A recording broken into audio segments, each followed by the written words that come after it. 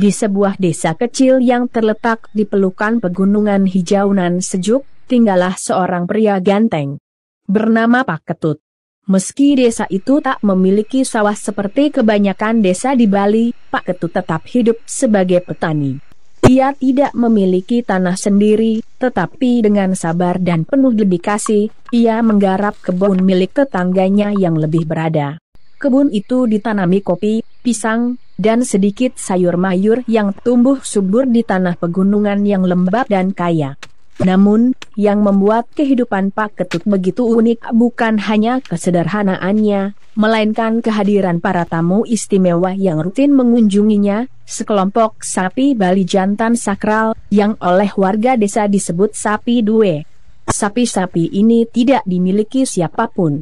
Mereka hidup bebas di alam, berpindah-pindah dari satu bukit ke bukit lain, dari lembah ke lembah, seperti penjaga sunyi alam pedesaan.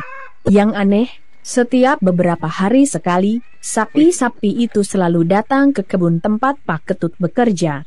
Mereka tidak pernah merusak tanaman atau menginjak-injak ladang.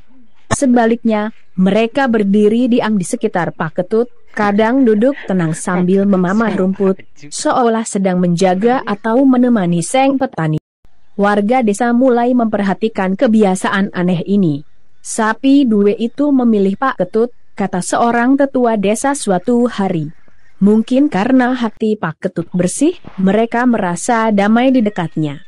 Sejak saat itu, Pak Ketut dianggap sebagai orang yang disayangi alam, dan banyak warga mulai datang padanya untuk meminta nasihat atau sekadar mendengarkan ceritanya tentang kehidupan.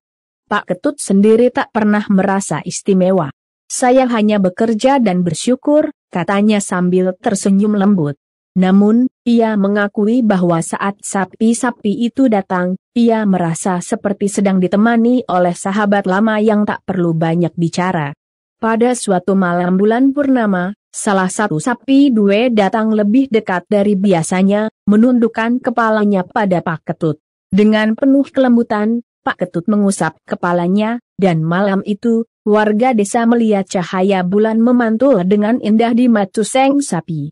Sejak itu, cerita tentang Pak Ketut dan sapi due menjadi legenda kecil yang hidup di desa, diwariskan dari mulut ke mulut.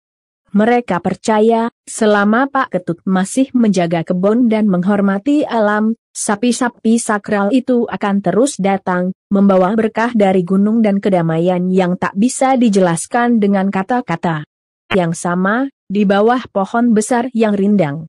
Di sana mereka tidur dengan damai, sementara penduduk desa melanjutkan aktivitas mereka, menikmati kedamaian yang hanya bisa ditemukan di desa yang masih menyatu dengan alam.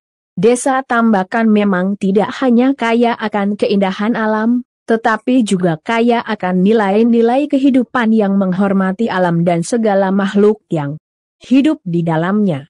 Sapi-sapi due wadak sakral itu adalah bagian dari kekayaan budaya dan spiritualitas yang hidup di hati setiap orang yang tinggal di desa ini.